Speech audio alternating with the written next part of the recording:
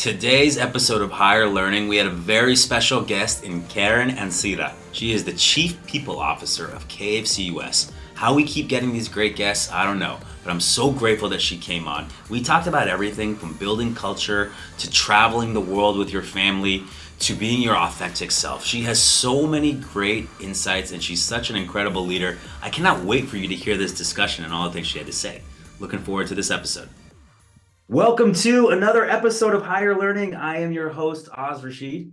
Today, we are joined by a very special guest, someone I'm very excited to talk to. Today, we have Karen Ancira, Chief People Officer of KFC United States. How are you, Karen? Hi, how are you? Thank you so much for having me. It's really good I'm to be so here. excited to talk to you. We have so much things that synergize. We both are in the people space. We care deeply and are passionate about talent. I love fried chicken. You work in fried chicken. So there's just so much synergy here. I'm so excited. Awesome. Happy to hear that. Let's jump in. So you are the Chief People Officer at Kentucky Fried Chicken, but you spent many years at PepsiCo before you ended up leaving for KFC. What drew you? You were obviously at a great, big, established brand. What drew you to the opportunity at KFC? Well, let me start by telling you that I still love PepsiCo, right? Like my heart drinks Pepsi and it's Lay's. But when KFC called me, it was really the culture that attracted me.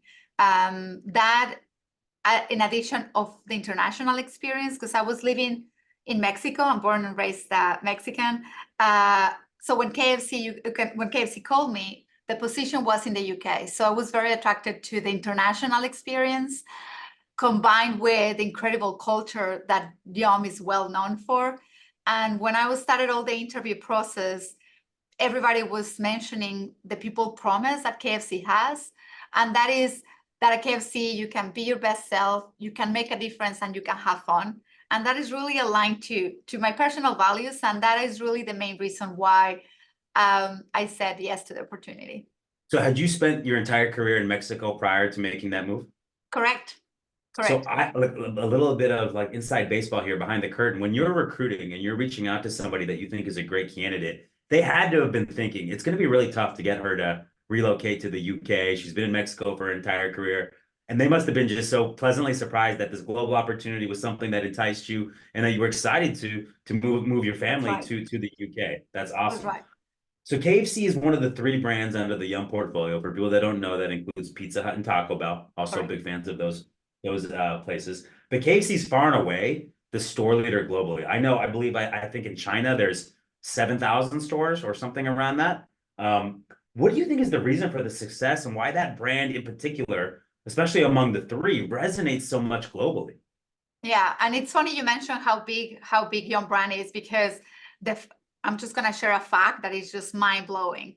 Yum Brands opens a restaurant on average 13 restaurants per day. Can you believe it? That's per day. Roughly one restaurant every 2 hours. And KFC opens around 4 restaurants per day across the globe. So it is the fastest restaurant company in the world. But answering your question, I do think that the main reasons for the success of KFC globally really goes to, I would say, 3 main reasons.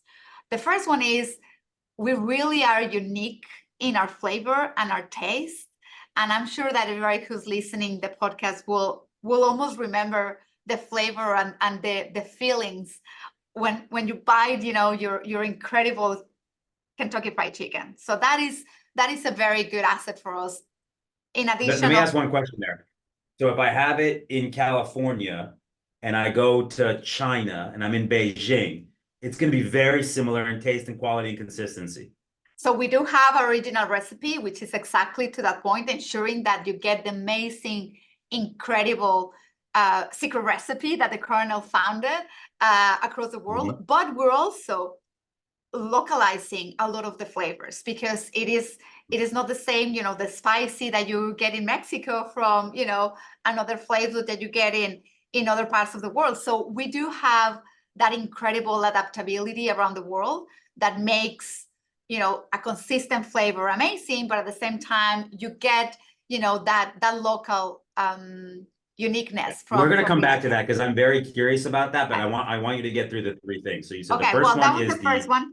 That was the first one. Yep. The other one is is we have really strong brand assets.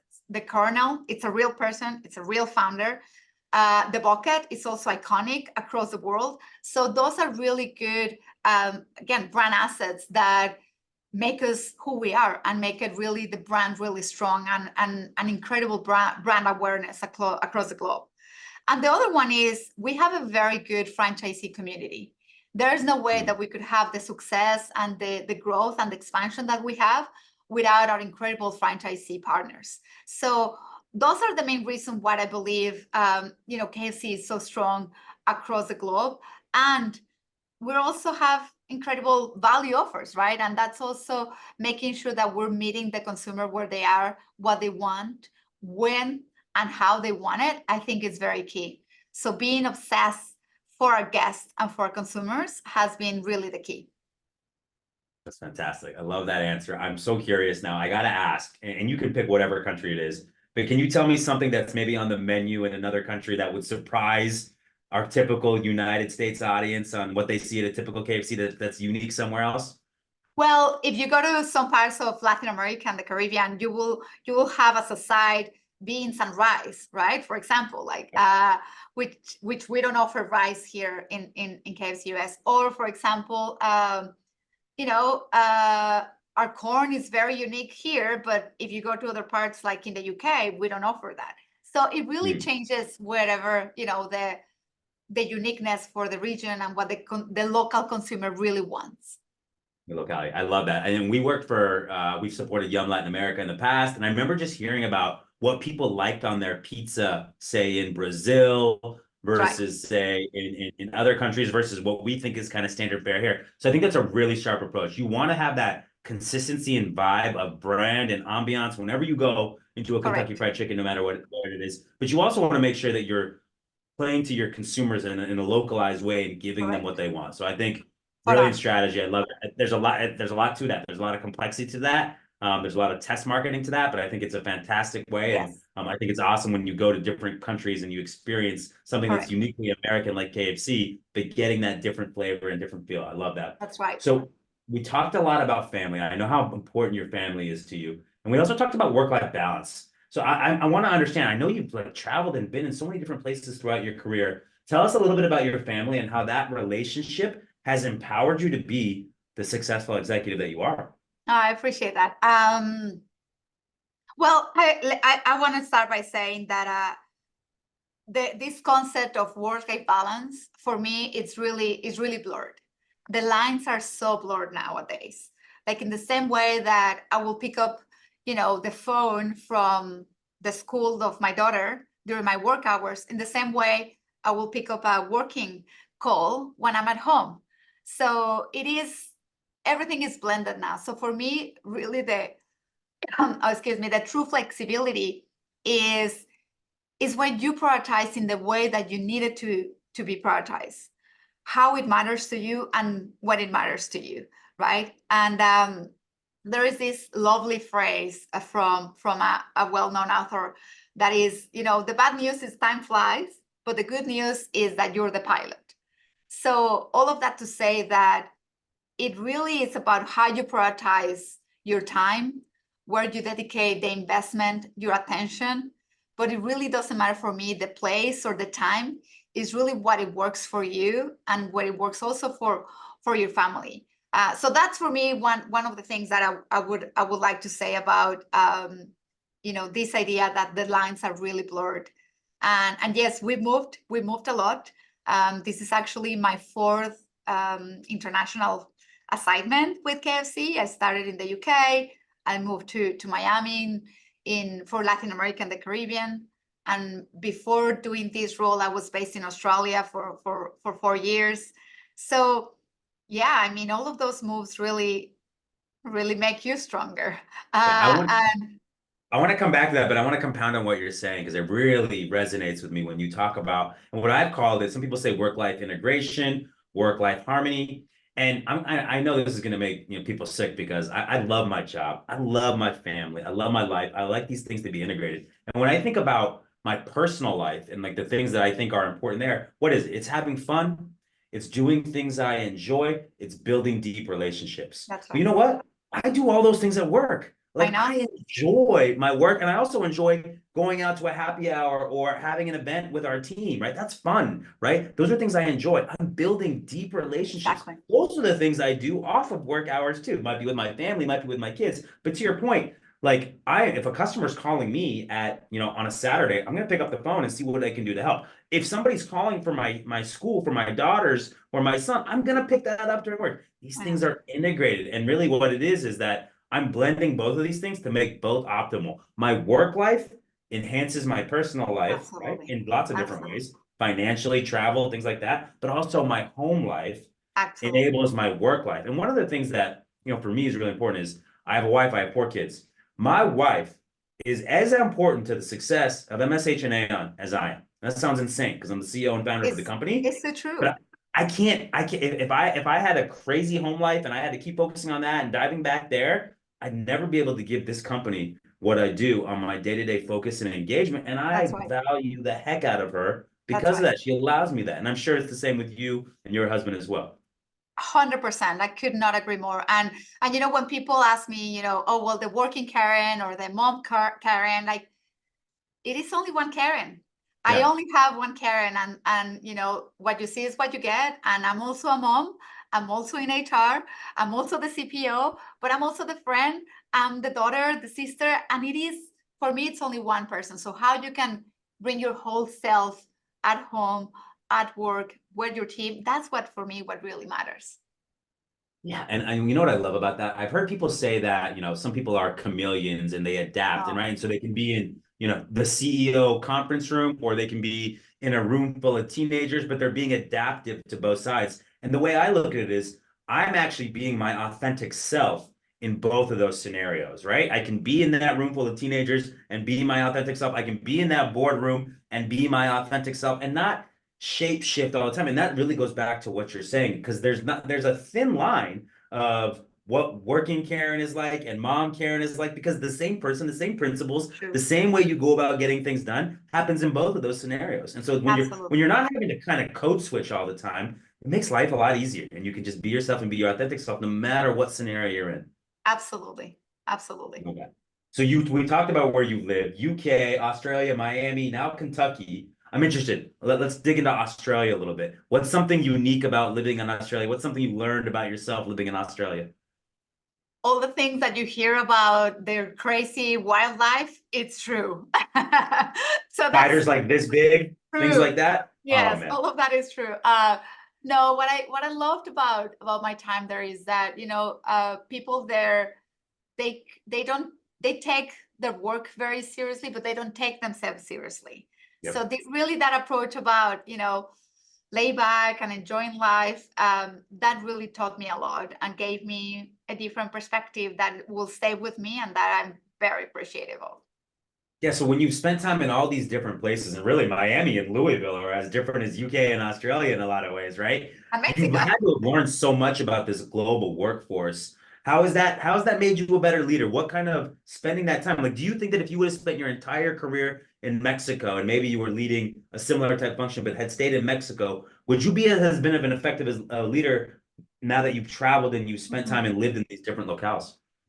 Well, it's hard to leave that duality, right? So I wouldn't be able to answer the question, but what I Sure. know is that the experiences that I have learned throughout the international assignments and being exposed to other cultures, other countries, has really shaped me as a person and definitely as a leader.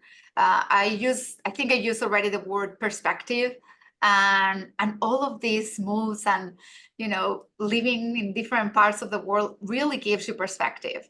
You can see how really the world is so big, but also is so small, and I love Mhm. that. Like at the end, I think the common denominator, it is that leadership, it's about people, regardless where you are, regardless your background, what language you speak, and all of that is really about people. And that's I've been able to say that is true in many, many different cultures and countries. But every type of the world has obviously their nuances and their uniqueness, which is also makes you um you know willing to learn and unlearn It gives you cultural sensitivity. It gives you a broader perspective, as I said, and a growth mindset, right? And I think one of the key skills that a leader has to have is the ability to adapt.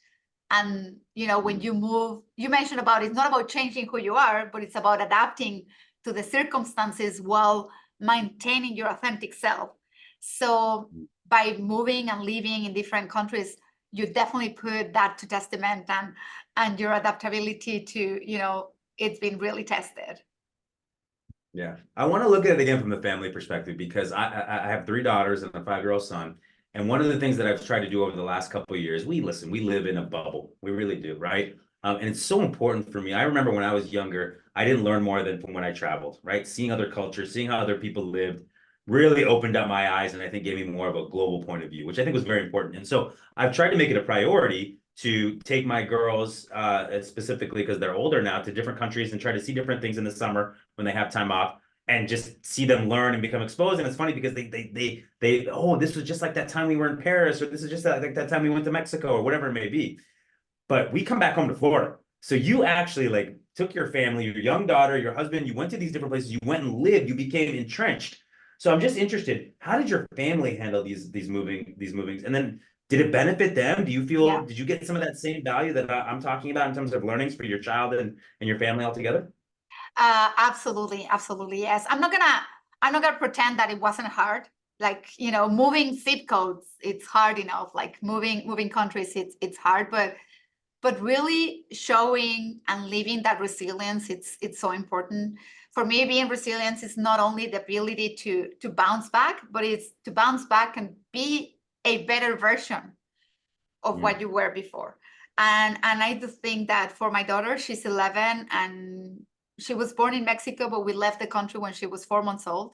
So she has never lived in Mexico. So that resilience, adaptability, and for her to feel that she is different, and she needs to embrace that difference, and but for her to be proud of that, that's actually something so, for me, so important. And my daughter, it's my source of motivation and my source of energy, and she's my biggest teacher and coach.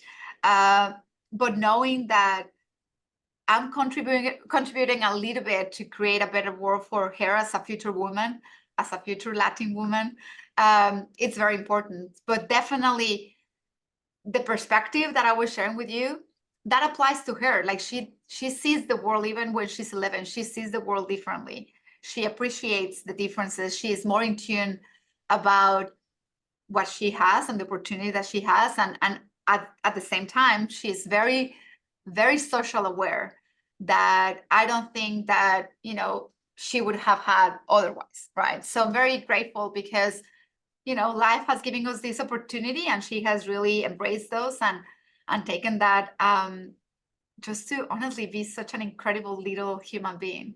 It's amazing. And listen, there's always downsides to these things, but if you focus on the things that are the positives, it's definitely going to be something that's going to inform who she is as she grows into a woman, and as she starts her own career and she has her friends and relationships. That different exposure and that travel is going to mean so much to her. So I love that. What an awesome thing. It is good. I appreciate you sharing that. Yeah. And you know what, my I got husband, a couple. oh, sorry, I was just gonna say, like, my husband and I always have this, almost like a family mantra that we say, like, let's invest in experiences. Maybe we over index a little bit on investing too much on experiences, but it's really that what she remembers, and what we remember as a family. The feelings and the memories that we have created in different parts of the world and with different people. So I would say life is too short for us not to invest in those experiences. I really love that. All right, I got two kind of curveballs for you, but these are easy answers. How did you get into HR? Well, I do believe that everything happens for a reason, even though I studied economics and I never thought I was going to end up in HR. I got exposed early in my career. Well, as my first job, the CHRO interviewed me from PepsiCo, actually. And in my mind, I was like, okay, great company to join. I'm just going to give it a few years, and perhaps I move to another function. But I'm so grateful and I feel so blessed that that happened in that way, because I stayed in HR literally since day one. And at the end, economics is a social science. So I'm so happy that I'm getting to apply a lot of, some of the learnings, the critical thinking, and, economical behaviors into what I do every day. So yeah, but it was really about an opportunity that I said yes, and try new things. One thing that I would, to all our younger listeners out there, or advice that I would give to people who are early in their career is that professional success is almost never linear. It always takes a very circuitous route. And the funny thing is that, especially in our society here in the US, we have this idea that we need to be planned out and ready where we want to go to school, what we want to major in, what we want to do. And almost everybody I know of some level of success actually usually fell into what they got into, or they saw an opportunity. Very rarely is it like I go to law school, I become a lawyer, I want to go to become a doctor. You see that you just have to take advantage of the opportunities in front of you. I've always prioritized learning, especially early in my career, because I felt like there was compound interest there, but also building relationships and learning, because that's usually what takes you on the journey. I started my career, I thought I was going to law school. I started my career in technology, then ended up in talent, and now in my own company. So like I never could have told you that was what was going to happen, but I was Amazing. always looking for advancement and growth mindset and meeting the right people and learnings. And that has always That's paid off. awesome. That's a great example for you too, because you came in economics and you've ended up chief people officer now of a humongous global brand. All right, next one is a little bit fun. What part of Okay. Mexico are you from? Monterrey. Okay. So what is your favorite tradition? Now that is north, right? That's very close to Correct. California border, right? Okay. Well, it's What is your- it's South Texas. Yeah. South Texas. Okay. What is your favorite traditional Mexican dish? Oof.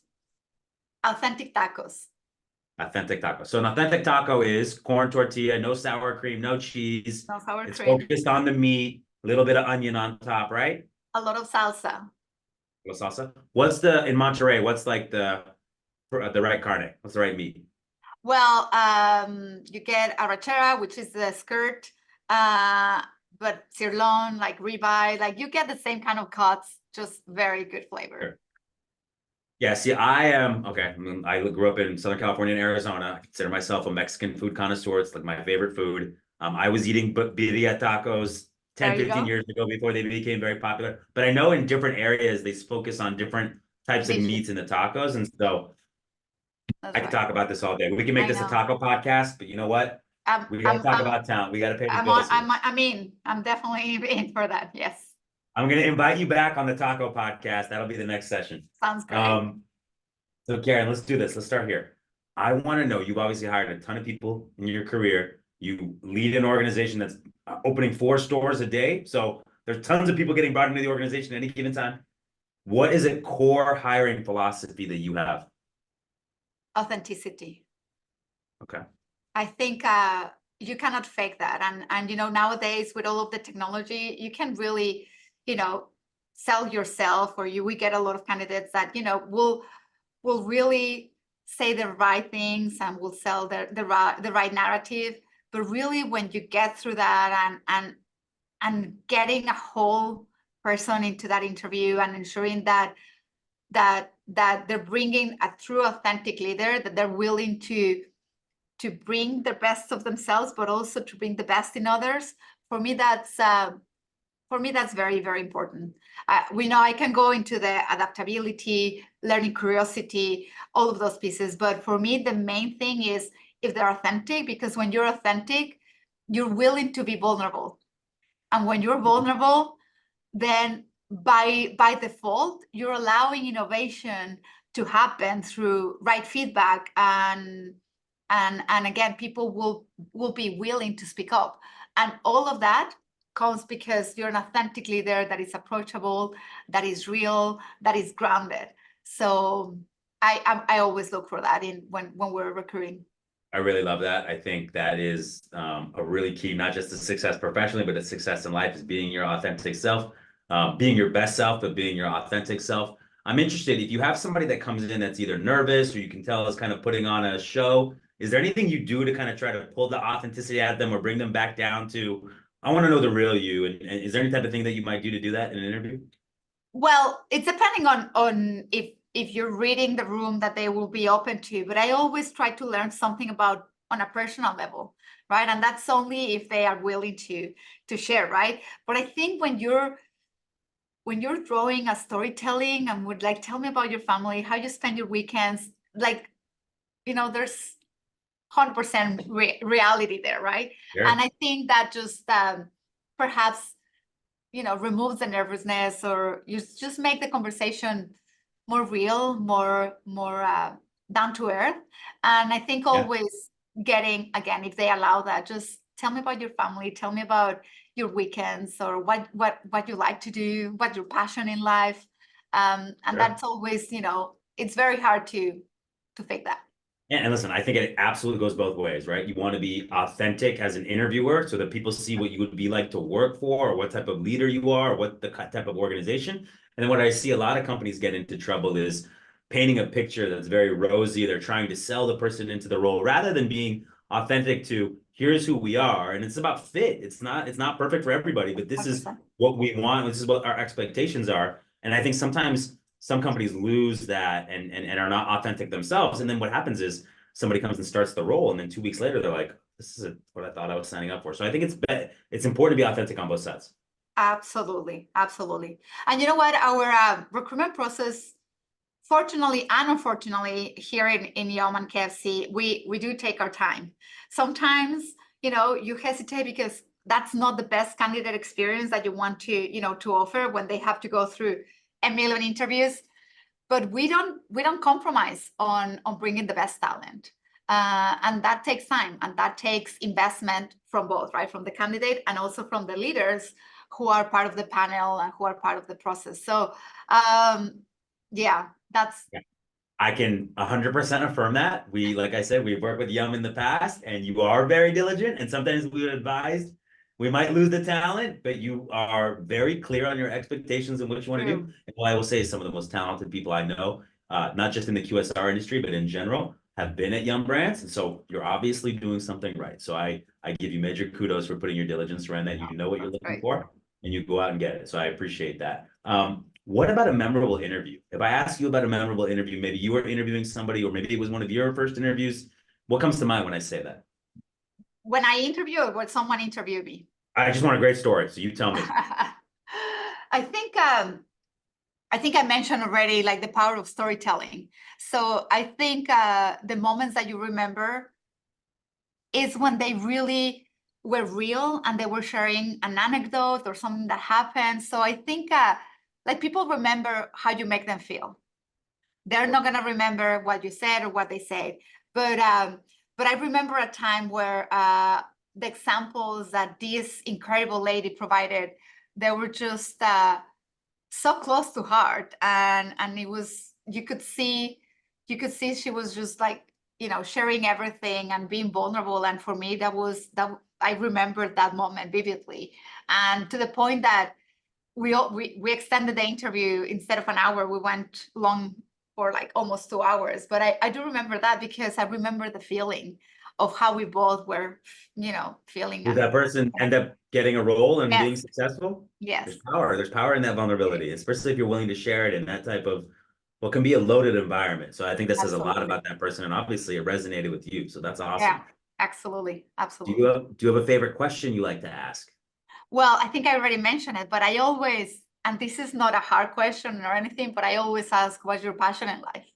Okay. Because it is linked to that authenticity that I was talking about, right? And it always, that tells me a lot about the person too. So I always ask that question, and I'm giving it away already in this podcast. It's okay. They have to come up with a good answer. Now we're going to answer the question ourselves. What is your passion in life? Oh, hands down, my family. I love that. I don't even have to think about it. Yeah, they are my true north, my compass, and as I said before, my motivation, and honestly, a source of energy. Yeah. My passion is building. I am passionate about building a great company that makes a tremendous impact, that transforms the industry. And I'm passionate about building a great nuclear family where there's a lot of love and my children are enabled and empowered to do the best things. I just love to build. It's something that's so intoxicating to me, and something that drives me so much. Also, love Mexican food, love sports. So I love that. those would be my answers in an interview. Hopefully, I get the job. I love Um, it. what about creating a great candidate experience? Is there anything that you do at KFC that is unique or different in terms of enticing candidates and wanting them to understand the environment? Like, what do you do to create a great candidate experience for KFC? I think we do pay a lot of attention of the power of the moments and creating moments that are memorable, that people, even if they're not successful with us, that they will remember that that experience was just awesome, and ensuring that even from the get-go, like, giving a taste of our products and inviting them to taste our incredible food, giving them some swag. So I think that's very important. It's back to my mom, my previous comment of people just remember how you make them feel. So it's not only about a very robotic, interview and schedule time. It's actually, let's just have lunch. Let's just go and visit a KFC together. Here's some swag. We do have a lot of great stuff, as you can see. So it's just about, the people promise I was telling you about. You can be yourself here, you can make a difference, and you can have fun. That has to be visible even from the experience on interview process. So, and candidates are your best consumers as well, right? Like, so you really don't want to mess that up. So not only about a potential or future employees, but as a consumer, like, you really want to keep that strong relationship happening. So it's important for us that we take Thank care you of for that. saying that. Especially when you look at these big corporations that do a ton of hiring and are touching a bunch of applicants at any given time. I think it's actually, now I believe recruitment, in my opinion, is more marketing than even human resources in a lot of way. At the end of the day, you're taking a great opportunity, a great company, and marketing it out to the world and saying, this is a great opportunity. And then when you find that great candidate, you're marketing it back internally and saying, this person's such a great fit.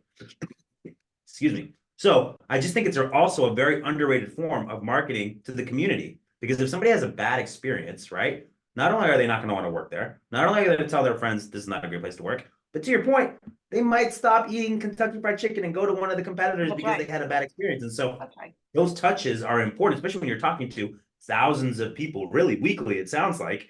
That is important. That's an experience, that's a touch point that you can't make everybody happy, but at the end of the day, you want to do right by them and leave them feeling good if they get the job or not, that they That's had a right. good experience with your company. So I think that's a Absolutely. really impactful thing that you said there. Let me Absolutely. ask you this.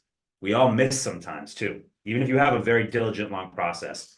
So when you've missed in the past, is there a theme that you can look back on? Is there something that you point back to and said, I wish I would have done X, so I didn't miss on this person? Um, as I mentioned to you, I think a process perhaps takes a lot of time, and sometimes I wish we could have like expedite some of the process, because sometimes we do lose great people just because our process is lengthy, and there's an opportunity for us to be more effective and more efficient without compromising on the quality. And I think there's always room that to improve.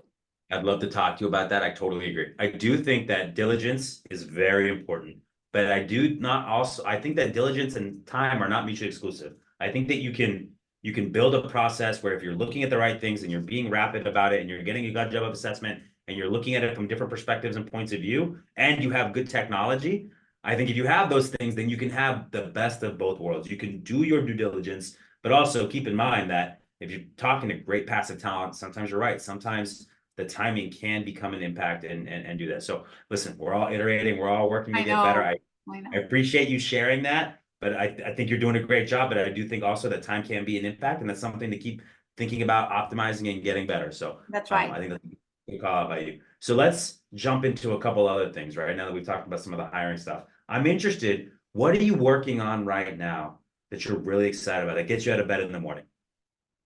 Well, in our business right now, we are in this critical moment that we're reinventing ourselves, right? Call it transformation, call it reinvention. We really have a really big, bold goal for us to achieve in 5 years.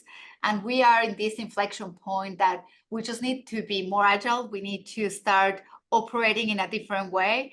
And that's right now, it's on the big agenda, right? Not only for people and culture, HR, we call ourselves people and culture. So not only for the people and culture team, but really as a business, I think it's exciting, but at the same time can be scary, right? Because all of these challenges are, they can be intimidating if they're not done in the right way. But I absolutely believe that we have everything that it takes to take KFC US to the next height.